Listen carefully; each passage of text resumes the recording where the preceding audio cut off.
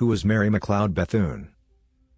Mary Jane McLeod was born in 1875 in a small log cabin near Maysville, South Carolina, on a rice and cotton farm in Sumter County.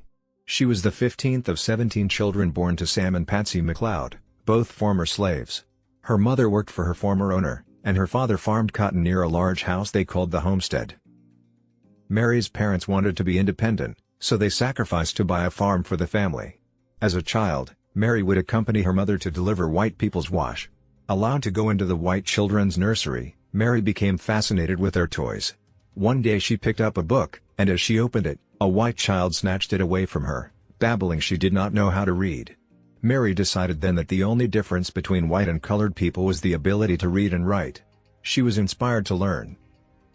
Mary attended Maysville's one-room black schoolhouse, Trinity Mission School, which was run by the Presbyterian Board of Missions of Freedmen.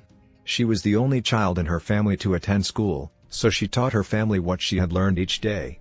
Her teacher, Emma Jane Wilson, became a significant mentor in her life. Wilson had attended Scotia Seminary. She helped Mary attend the same school on a scholarship, which she did from 1888 to 93. The following year, she attended Dwight L. Moody's Institute for Home and Foreign Missions in Chicago, hoping to become a missionary in Africa. Told that black missionaries were not needed, Mary became a teacher instead. Mary started a school for African American girls in Daytona Beach, Florida. It later merged with a private institute for African American boys and was known as the Bethune-Cookman School. She maintained high standards and promoted the school with tourists and donors to demonstrate what educated African Americans could do. She was president of the college from 1923 to 1942, and from 1946 to 1947. She was one of the few women in the world to serve as a college president at that time. Mary was also active in women's clubs, which were strong civic organizations supporting welfare and other needs, and became a national leader. Dr. Bethune wrote prolifically, publishing in National Notes from 1924 to 1928, Pittsburgh Courier from 1937 to 1938, Aframerican Women's Journal from 1940 to 1949, and Chicago Defender from 1948 to 1955, among others. After working on the presidential campaign for Franklin D. Roosevelt in 1932, she was invited as a member of his black cabinet. Dr. Bethune advised him on concerns of African Americans and helped share Roosevelt's message and achievements with blacks, who had historically been Republican voters since the Civil War.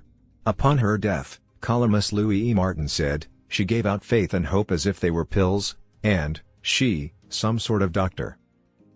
Dr. Bethune's legacy continued after her death in May 1955. She was the first black woman to have a national monument dedicated to her in the nation's capital. Schools, public parks, and streets have been named in her honor. Her greatest legacy remains Bethune-Cookman University, one of the top 50 historically black colleges and universities in the country. In her last will and testament from 1955, Dr. Bethune wrote, "I leave you hope. The Negro's growth will be great in the years to come. Yesterday our ancestors endured the degradation of slavery, yet they retained their dignity. Today, we direct our strength toward winning a more abundant and secure life. Tomorrow, a new Negro, unhindered by race taboos and shackles, will benefit from more than 330 years of ceaseless struggle. Theirs will be a better world. This I believe with all my heart." Thank you for watching. Please subscribe to our channel to learn about other Black history legends.